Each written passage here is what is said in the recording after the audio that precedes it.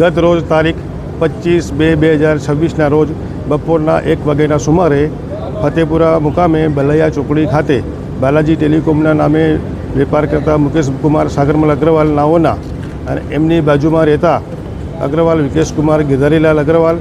તેમના પત્ની રંજનાબેન વિકેશ કુમાર અગ્રવાલ અને તેમના પુત્ર મયુરકુમાર વિકેશભાઈ અગ્રવાલ નાઓને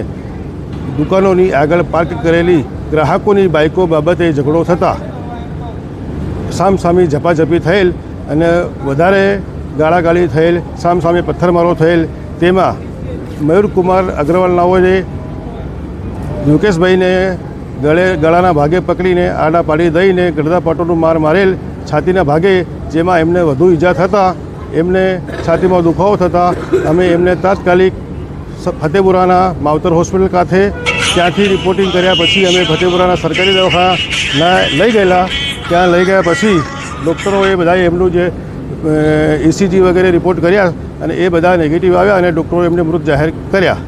એ પછી અમે લોકોએ ફતેપુરા પોલીસ સ્ટેશને ફરિયાદ નોંધાવવાની પ્રક્રિયા કરી અને અમે આ બાબતની ફતેપુરા પોલીસ સ્ટેશનમાં જાણ કરીને ફરિયાદ નોંધાવી છે અને અમને ન્યાયની માગણી સાથે અમારી વિનંતી છે. અમે ફતેપુરા પોલીસ સ્ટેશનમાં એવી જાણ કરી છે કે અમને ફોરેન્સિક લેબોરેટરી અને પેનલ ડૉક્ટરો સાથે વિડીયોગ્રાફી સાથે અમને